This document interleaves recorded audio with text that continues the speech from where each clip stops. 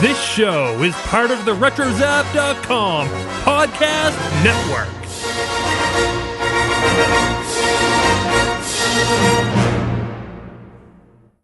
And welcome everybody to a special episode of the Animanicast. What's with the sappy music and the dancing? I don't do pathos and I can't dance, don't ask me. Wait a minute. You look familiar. Unappealing, but familiar. Aunt Floppy, that's the director, Charlton Woodchuck. Peanuts! What are you doing here, you old son of a hack? It's Charlton. It's written in my contract that when I was old enough, I'd get to direct. Yeah, Skippy has the same deal. Love you, babe, but we're losing our light.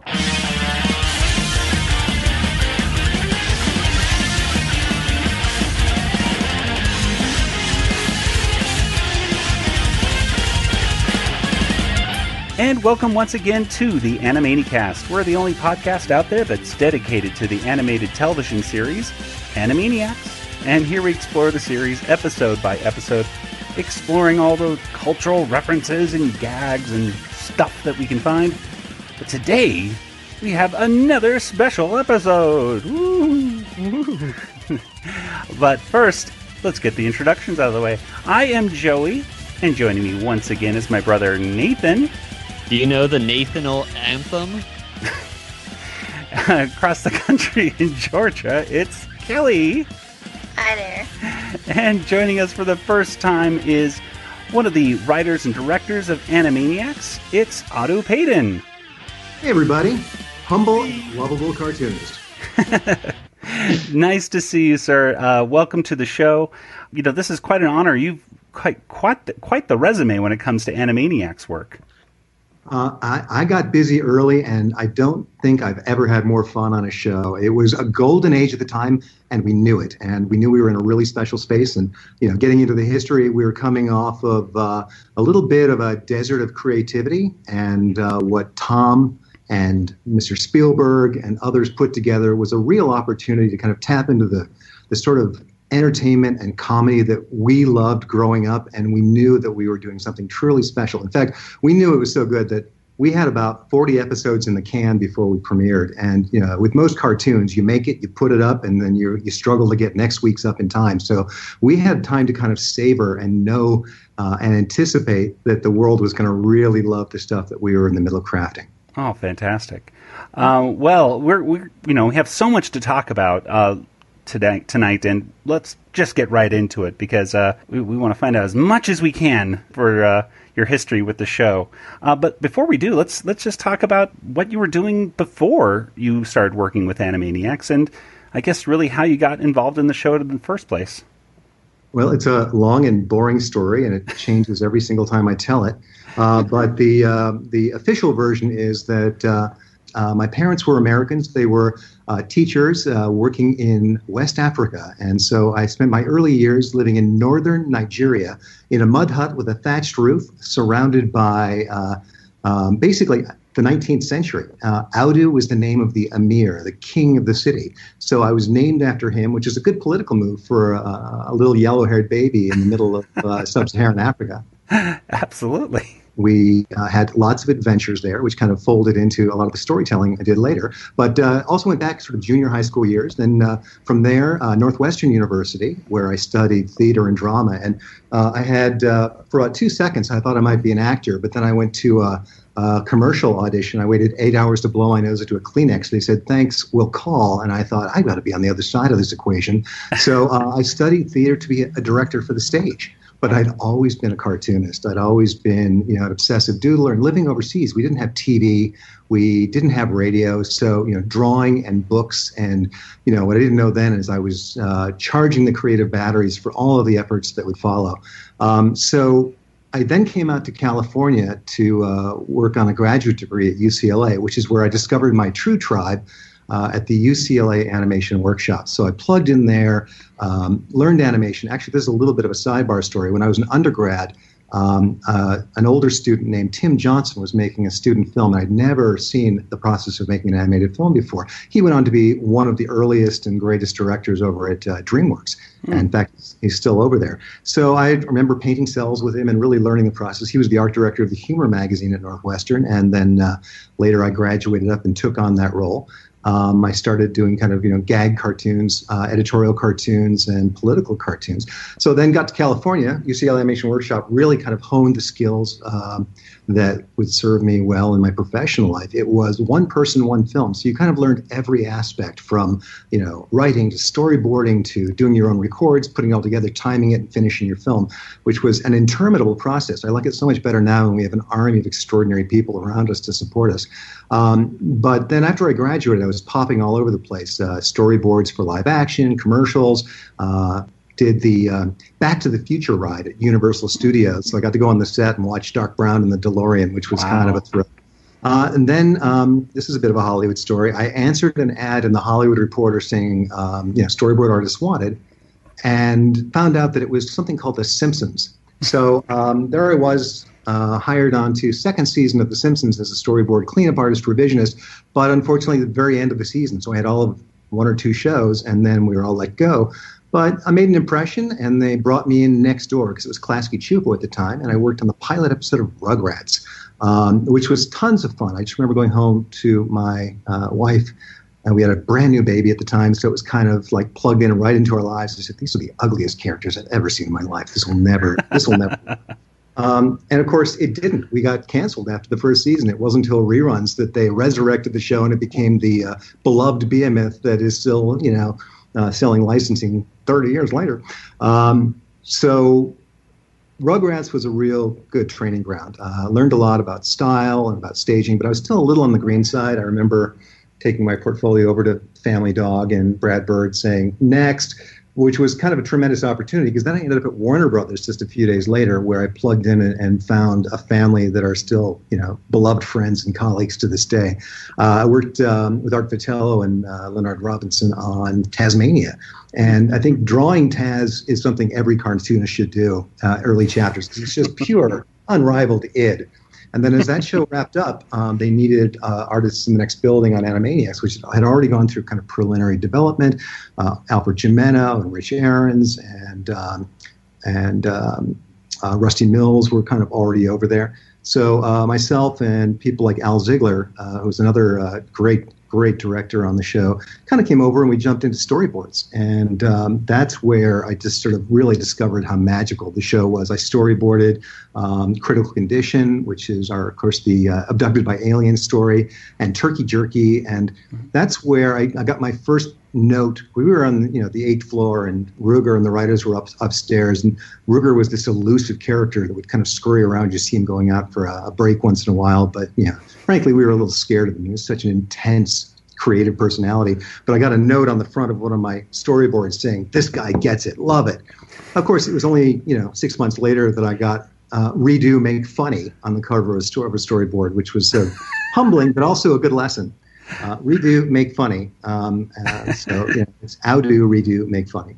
So that's how I kind of found the group. And another thing that's terrific is in the old days, you'd have 13 episodes of a show, and everyone would get laid off. You'd go off and be a substitute school teacher or build shelves in a warehouse as a temp. But because we had an order of 65 episodes, and because we were sort of so protected by the Spielberg name and presence at the front of our show, we really knew we could take a larger chunk of time and really kind of find the magic of the show. And there's so many essential ingredients there, and we'll talk more about that a little later in your podcast. Fantastic. Audu, most people have a familiarity with how live action things like movies and plays are directed. But what does an animation director do? I mean, did your background in drama and physically, I want to say physically directing people, did that help in any way in animation direction? Absolutely, because a good animator is an actor who uses the point of a pencil to create a performance. And in some ways, you can put a magnifying glass or a filter on a real performance and go places you could never go outside of a fantasy medium. But the process of animation is extremely disciplined.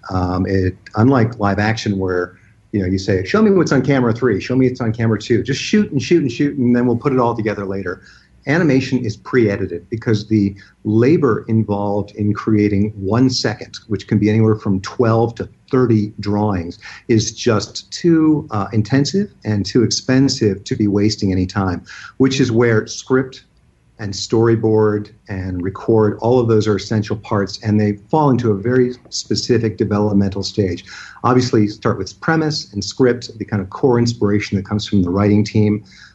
From there, in a perfect world, you record the actors next, because that way the people who are performing with the pencils, the storyboard artists, are reacting to really strong creative choices, comic timing, and so forth. So the performance of the actor then kind of lays down the spine of timing for a cartoon. From there, the storyboard. And the storyboard is critical. It is the architectural blueprints of the film you hope to make. And also, this is the cheapest place to change your mind. And most importantly in film, to look at what you've got and react to it and see if you have a better idea. Because if you just execute what's on the page, it'll only be as good as what's on the page. But if you are able to brainstorm, bounce it around, crack people up with a drawing, it will expand and become something that has a life of its own. So the storyboard itself is, again, very labor intensive. For a 22-minute show, you might have 300 to 400 scenes. Each scene might be anywhere from 3 to 10 drawings. You might have some line of dialogue, probably from Paul Rugg, saying, a battle ensues, a group of monkeys enter the labyrinth in 2s and 3s, and they say, hey, it's only a sentence. Like, yeah, it's only a sentence. It's the rest of my life to draw it. So there's a little bit of discipline and economy that comes into a board, because the artist only can draw so much or fit so much into a scene. So from a storyboard point of view, you're looking for a number of things. There's a little bit of timing that happens in a storyboard. You have to choose the moment you're going to draw. And if you draw the moment where everything's flat and everything's stable, that's boring. When I would do especially the stuff with Wacko, I always tried to find that off-balance moment where his weight was on one foot, where the water balloon was about to land, where there was just a little bit of defying of physics, because that's the moment that has a life of its own and an energy. And in some ways, what you're doing with the storyboard is you're communicating not only with the audience, but also with the animation team. Those folks often only get a very small portion of the larger show. They can't see the whole thing. So your drawing is essential to give them the passion of the moment. So choosing the right drawing to execute kind of goes to timing. There's also staging. Just like in live action, you've got to figure out upshot, downshot, continuity, all of the sort of normal rules of live action filmmaking to make sure that something doesn't pop, so that you're not kind of expanding too much. And another quote I love is that film is real life with the boring parts cut out. So as you storyboard, you're trying to find your way of sort of jumping forward to the moments that matter. So you're storyboarding in a way that manages timing, that creates overall staging, that indicates where cuts are, and then, of course, the dynamics of performance on top of all of that. Then when you get finished with the storyboard, typically you'll build an animatic. Nowadays we use it, computers, we do it electronically. Back in the old days, we used to use film, and we would actually save money by shooting it on a negative and then play the negative, so that you'd see almost like a chalk drawing version of the film. When I was on The Simpsons, they would show stuff like that. They'd show the errors that were happening overseas, and you'd have Marge doing Homer's line because they didn't know. And then following that kind of trim down and edit, we go to exposure sheets. Exposure sheets are a frame by frame with 16 frames per second, 24 frames in a foot.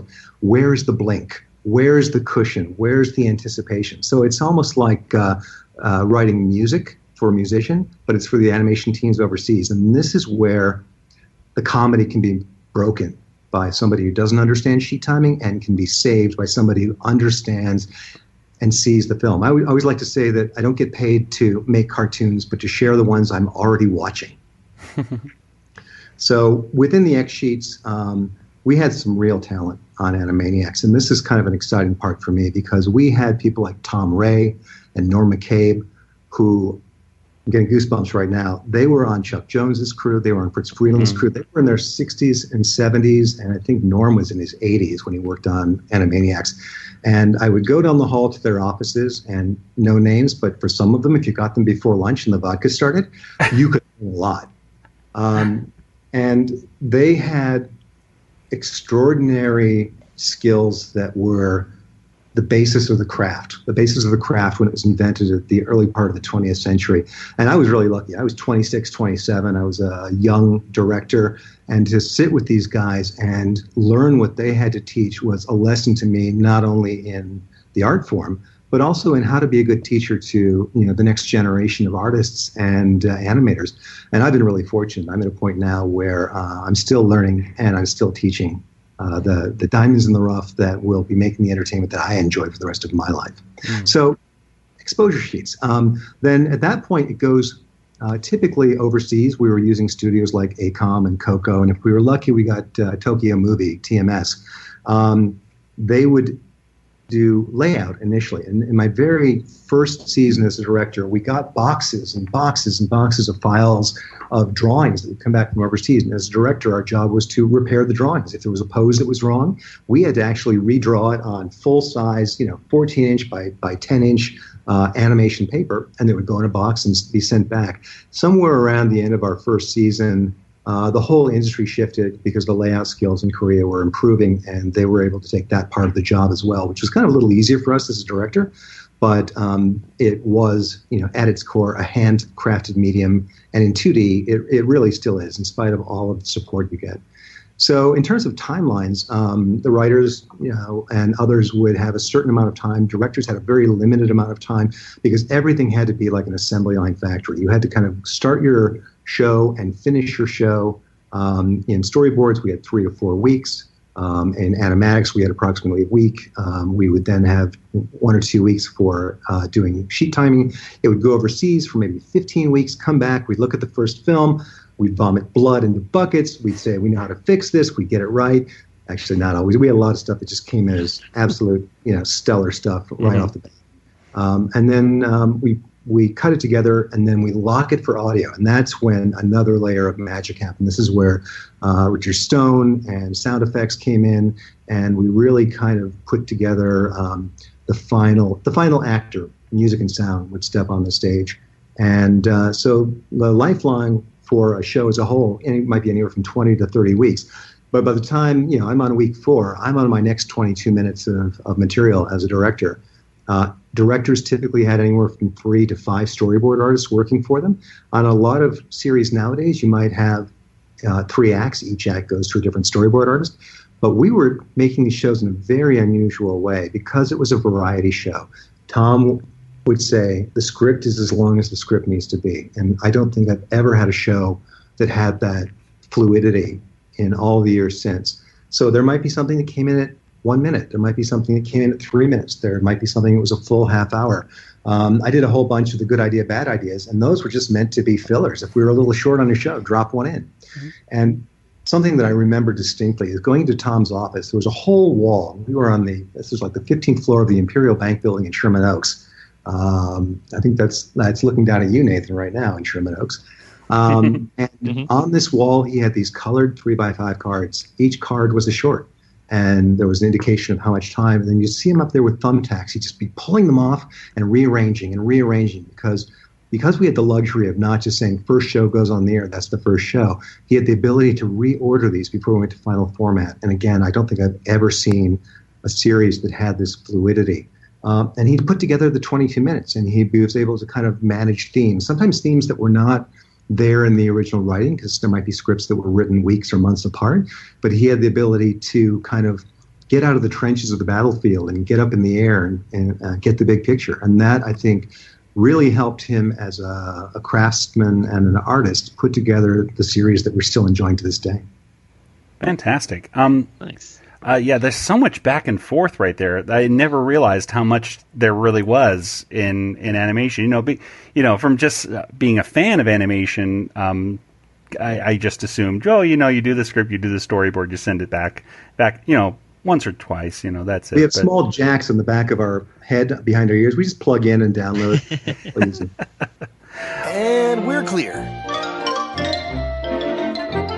Hey, great opening, you guys. Thanks, Bill. We couldn't do it without you.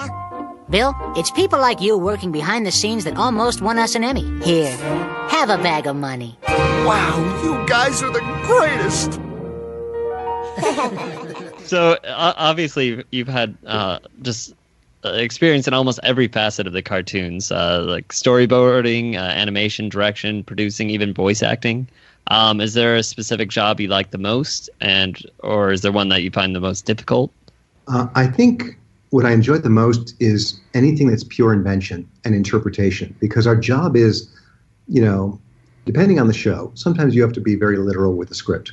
And sometimes you have the ability to interpret what they wanted, reorder stuff a little bit and kind of within the spirit of that cartoon, invent gags, especially pantomime gags. And this is where Wacko was my favorite, because there was such an opportunity to be inventive in what he did, because he's based on Harpo Marx, who is a magical creature, an imp who's sort of the wise fool with one foot in this world and one in another dimension. So I think I'd have to say working with storyboard artists is the best, because you're not looking at a spectrum of it can be anything like the writers can. It's a spectrum of within these two perimeters, how can you make it extraordinary? So I think that's actually tons of fun. I also like working with the voice actors because it's so immediate.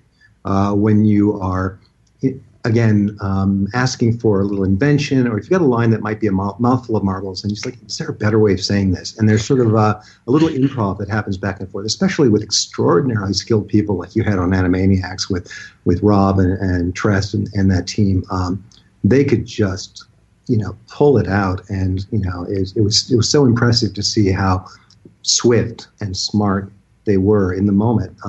So I think boarding is sort of first, because you're world building in that space, and in some cases a world that is a fantasy. And I think the next favorite is watching the performers turn thought into spirit, into diaphragmatic muscles, into vibrations through the air, into my ears, into thought, into laughter.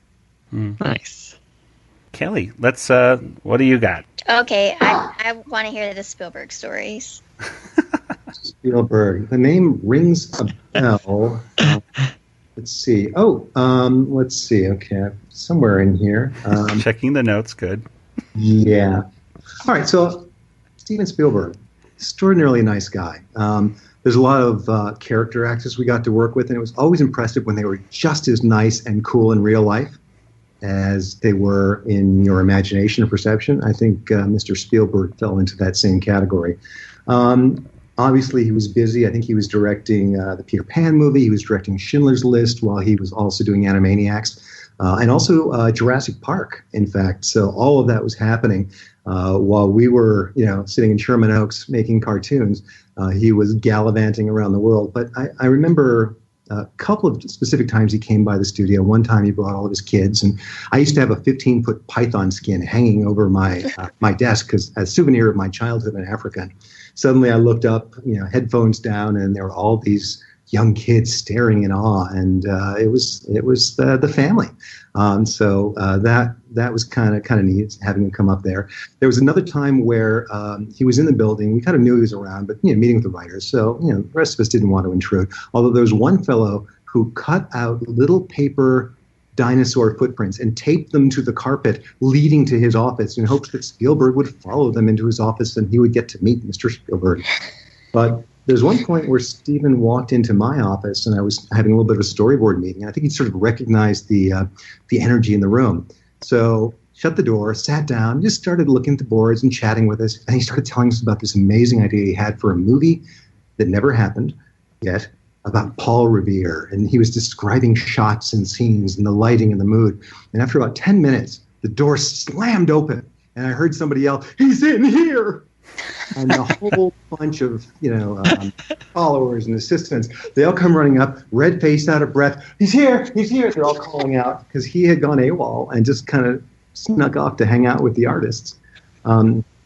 Other stories. There's one time where we were at the premiere of Animaniacs. My wife found this extraordinary fabrics for Pinky and the Brain and Animaniacs, and so she sewed me Hawaiian shirts with the characters. And I still have bolts of the fabric up in my attic, so if I ever need like a full 3-piece suit, I'm ready.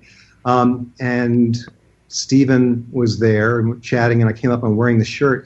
And he said, "This is amazing. Where did you get that shirt?" And I turned to my wife, Teresa, who is an art director and an artist and a painter herself. And I said, "Well, she sewed it for me." He said, "Oh, would you make me one?" And she kind of laughed and didn't want to say no, but we didn't say yes. And we ended up never following up. So, Steven, if you're listening, I still have the fabric, and we're delighted to make you a shirt whenever you want.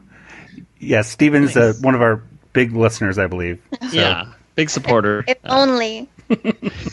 Yeah, well, last time I saw him, he was asking about Kelly, so what can I say? And then there's one story, I don't know if it's true, but if it's not, don't tell me, because I really need it to be true. When we were putting together our films and kind of putting it together with sound and music, and they were just so funny. We knew we had something special. Spielberg was in Poland shooting Schindler's List, and we had something new called the Internet. And it was like really novel. And this was like 95, maybe, 94, 93. And so we would send early cuts of the film to him to look at on the set of Schindler's List. And the story that I heard is at the end of a day of shooting, where his actors had to be, in horrific situations, in the concentration camps, he would end the day by showing Animaniacs. So our first audience were the cast and crew of Schindler's List while they were shooting that film.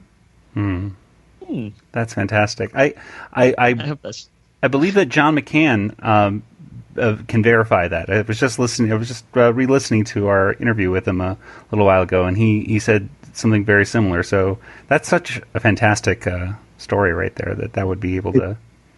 Very much in the vein of Sullivan's Travels, where the guy is a movie star, and he finds out at the end it's the Mickey Mouse cartoons. It's giving joy to people. That's the real value, not some high-floated drama. So it was sort of an echo of that in a way. Mm-hmm.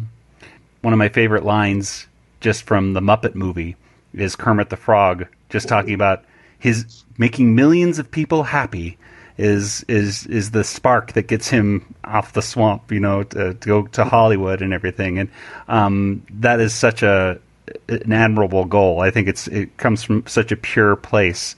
In your heart to just make somebody happy. Yeah, I think a lot of folks keep score with money. We keep score with how many eyeballs have enjoyed our work. And honestly, the cartoons that we've made, and I think the last 22 years have proved it, every time they show, they're seen by more human beings than we will ever personally meet in our lifetime, which I sometimes tell my crews nowadays, and they just sort of freeze up with a sense of responsibility. But the idea that we're reaching out not only to people of today, but people of tomorrow is exciting. Mm-hmm, mm-hmm.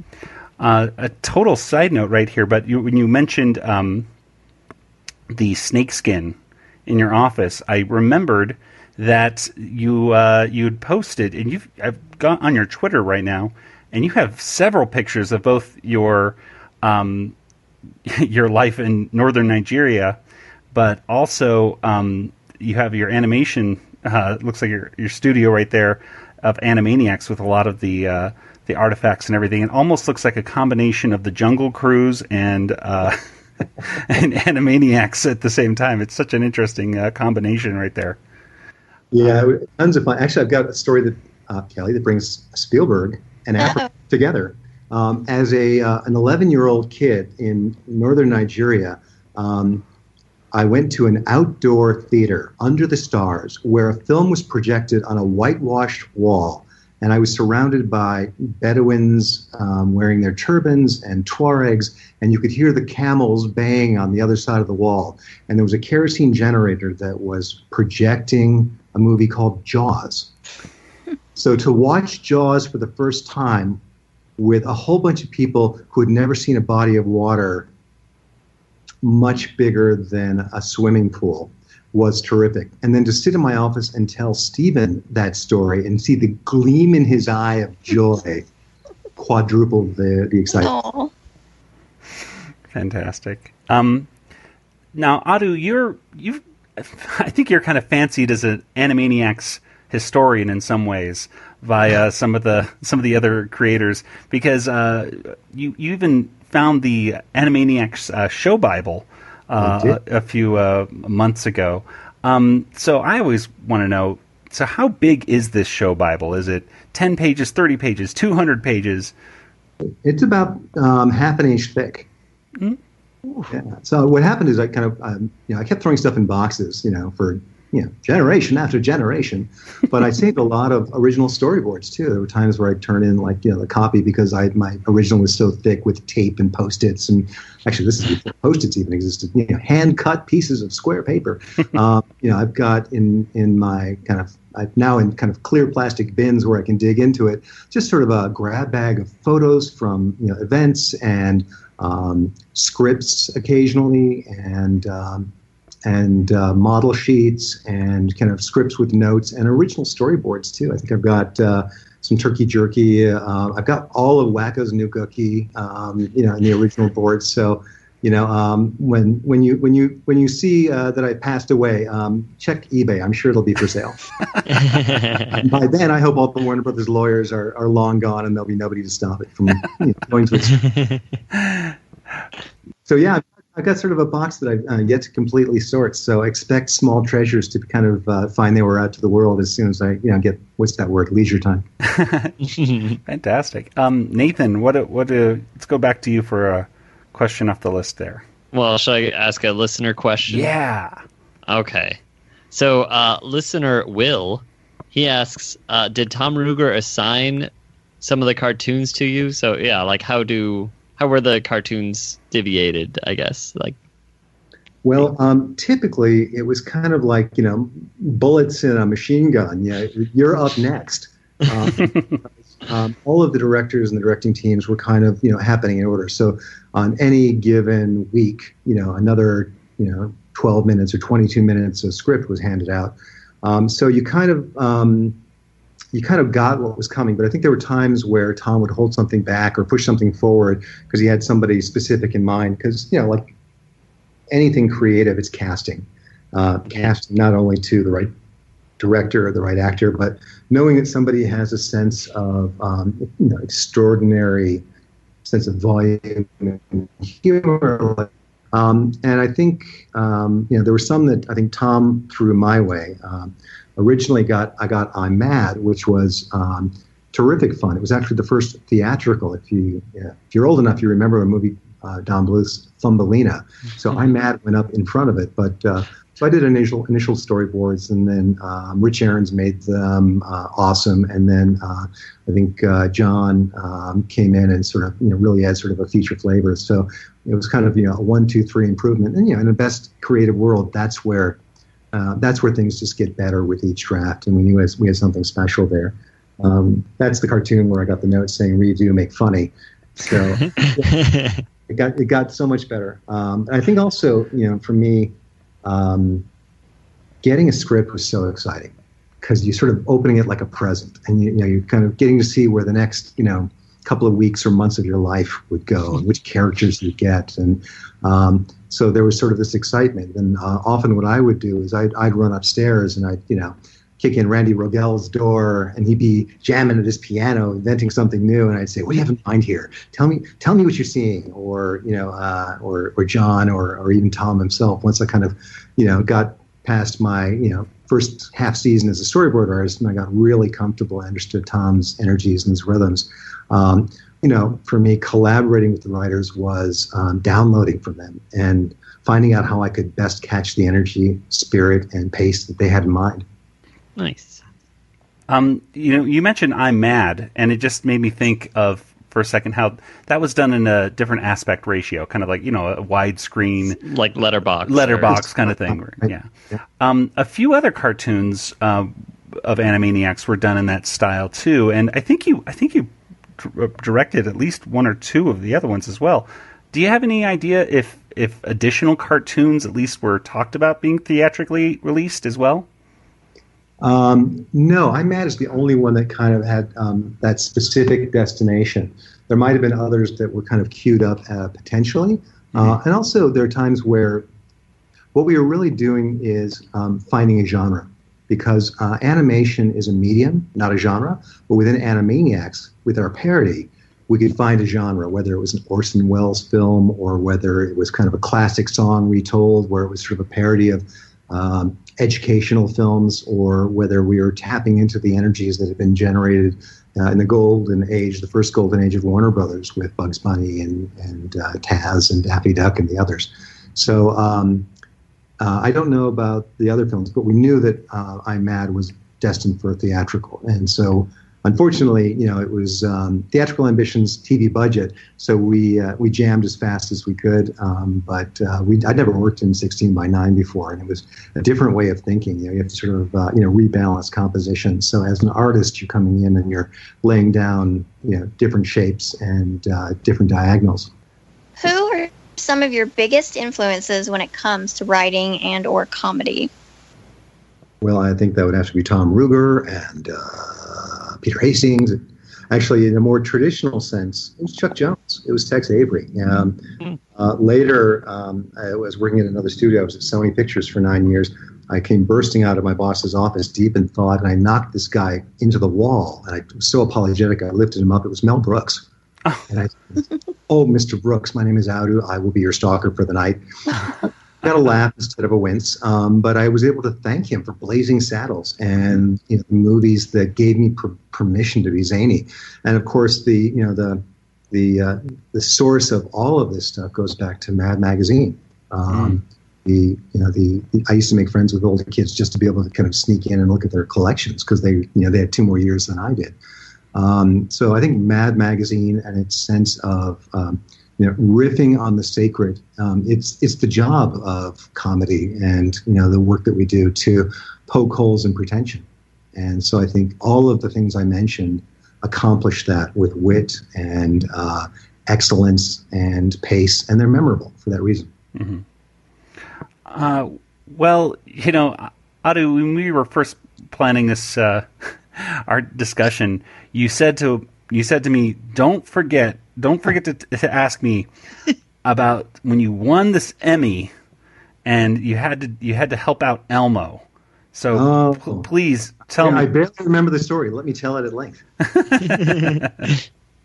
So a little bit of background here. The first time we were up for an Emmy, we flew the whole crew out to New York City. It was so exciting, and Gene McCurdy and Tom and the writers and the directors, and it was just a terrifically exciting time. And then they called our category, and they brought up a piece of film, and we realized it was the wrong episode. So we all kind of looked at each other like, we lost, and we did. But a year later, we had a winner of an episode. It was at Radio City Music Hall, which is even more exciting. And there's nothing more delicious than losing and then winning. So I think we're somewhere on the 10th row. It was on national TV on NBC. And the presenter were 2 soap opera stars, and then Elmo. This is Kevin Clash, pre-Scandal back in the day. So Elmo's sort of behind this podium and reading off the category. Animaniacs wins. So we all rush the stage, and Tom starts to give the speech. And there's a little backstory here. I had rubber baloney in my pocket in case he asked me to bring baloney out of my slacks on national TV. I was ready to do it. So I'm standing behind Tom, and I glance down, and I see Kevin Clash packed in tight, like an origami character in this podium, reaching out with the Elmo puppet on. And then I noticed blood dripping off of his elbow. Drip, drip, drip, drip. Tom finishes the speech, lights go down, and among other things, I was also a scoutmaster. And so I grabbed my kerchief, apply a little pressure, because he had jammed himself on a nail that was inside of the podium and punctured his forearm, and he was just bleeding badly. So he's a little shocky. We're all kind of blinded because the lights are on, now the lights are off. So I help him backstage. I ask for, can somebody get a doctor, a paramedic, somebody? So I set him down on this sort of big pile of canvases. It's like some folded up curtain. And then from behind me, I hear a voice say, "Can I help?" I turn around. It is Mr. Fred Rogers offering to assist me while I do first aid on Elmo. And then I hear, "What's going on? What's going on?" Regis Philbin comes up on the other. And then this looming presence over me. I look up. It's Tim Robbins. And then I feel feather tickle the top of my head. 2 of the Rockettes, who were part of the kind of Radio City Music Hall presentation, they lean in. They're really helpful. And I just have to pause as I put pressure on the room, thinking, this is the most special moment of my professional life. as I do first aid on Elmo, assisted by Mr. Rogers, the Rockheads in Regisville. Remember every detail. So there it is. Yeah. Oh my goodness! What a fantastic story! Wow. Well, I can't believe it, but we're almost out of time already. But I gotta ask before we wrap things up, what's going on right now in the world of Audu Paden and animation and cartoon production? It's busy. I'm trying to figure out what I can tell you. Always, we're living the life of Merlin, past, present, and future all at once. I've just come back from a week in Korea where I was working with various 2D studios. In fact, some of the same ones we worked with almost 20 years ago, in preparation for a new series that'll be coming out next year. Before this, I spent about 9 years at Mattel, where I did Monster High, Ever After High, Hot Wheels, Battle Force 5, and a number of other shows. Before that, I was a producer at Sony Pictures, formerly Columbia TriStar, where I was the producer on Godzilla, Extreme Ghostbusters, Project Geeker. I did an early CGI show, Starship Troopers, Roughnecks. Directed some CG, did Stuart Little 3, which was great because I got to work with Michael J. Fox and Hugh Laurie and Gina Davis. And if you listen carefully to the soundtrack, you'll hear little oofs in her dialogue because she was 9 months pregnant with twins. So once in a while they'd kick. We couldn't get her back in, big star. So basically, as I wrapped up Animaniacs as a director, it was time for me to kind of spread my wings. So I went over to Sony to produce, where I did basically a lot of the big tentpole movies became 40-episode TV shows. So I was producer, director on those for 9 years. And here I am back in Burbank and still drawing funny pictures every single day and working with terrific crews. And very exciting for me is working with people that were my audience when I was working on Animaniacs.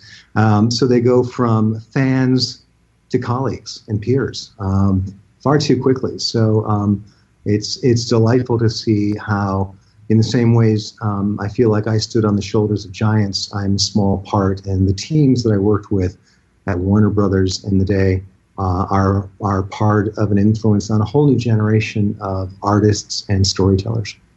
Fantastic. I've got to ask, with the Animaniacs revival, reboot, whatever the folks at Warner Brothers want to call it, what are your hopes, your concerns? What are your thoughts about the upcoming Animaniacs series? Well, as long as we're not recording any of this, let me tell you what I think. We loved Animaniacs, and because Animaniacs was a love letter to old Hollywood. It was the Marx Brothers, it was the Stooges, it was the tropes that came out of the 30s and 40s. Ultimately, it was vaudeville. So my hope is that the next generation that works with these characters and get to pull the strings of the marionettes, if you will, I hope they love that original source material as much as we did. There's a lot of shows out there nowadays that get their juice out of being sarcastic, out of sort of mocking something. Aren't we all alike in thinking this was stupid and let's just kind of tear it down a little bit? But Animaniacs was never that. It was always sort of propping up the love of the energy of wildness, that sort of untamed aspect, that id, that we all wanted to be that wild child who had sort of that Bugs Bunny energy of, ain't I a stinker? You don't pick a fight, but you finish one. So my hope is that they understand what made the recipe work before, and they use the technology and talent that's out there today to really amp it up and make something that we can all really fall in love with again. Fantastic. Well, this has been a fantastic pleasure, and really, my goodness, such an informative discussion. We can't really thank you enough, Audu, for taking the time to be on our podcast and let our listeners know just a little glimpse of what it was like to work on the show. And heck, we'd really love to have you on the show again in the future, so we can find out a little bit more behind the scenes stories and hey, what's going on in your future. Well, I'd be delighted to come back, and let me tell you, I've saved some really good stories for later. And also, I've got the big bin of drawings, sketches, scripts, and notes, including stuff on shows that we never made. And so let me tease you with that and say that once I dig through some of that stuff, there'll be some real treasure to share. Oh, fantastic. All right. Well, we'll have to leave it at that at a to be continued. And again, thank you so much. And let's go ahead and get to some contact information. Nathan, where can people get in contact with you online? Joey, I'm on Twitter. You can find me there. DjangoFT, that's me. And Kelly, what about you? Email kelly@bigshinyrobot.com or message me at Twitter at Yoda Princess, YODAPRNCSS. And I'm also now on Discord, Kelly Animanicast. That's right. You can join the Discord discussion, which is discord.animanicast.com. Now, Audu, what about you? Well, I don't even know my Twitter. I think it's Audu Paden because there's not too many of us out there. No, there isn't. It might be the real Audu Paden because I might have forgotten my password the first time I tried. Well, even if you can't log back in, there's certainly a lot of great pictures and things like that on your Twitter feed that people should follow along and check out. Not only pictures of your life in Africa, but also some original art as well. So I know I really appreciate those tweets whenever they come out.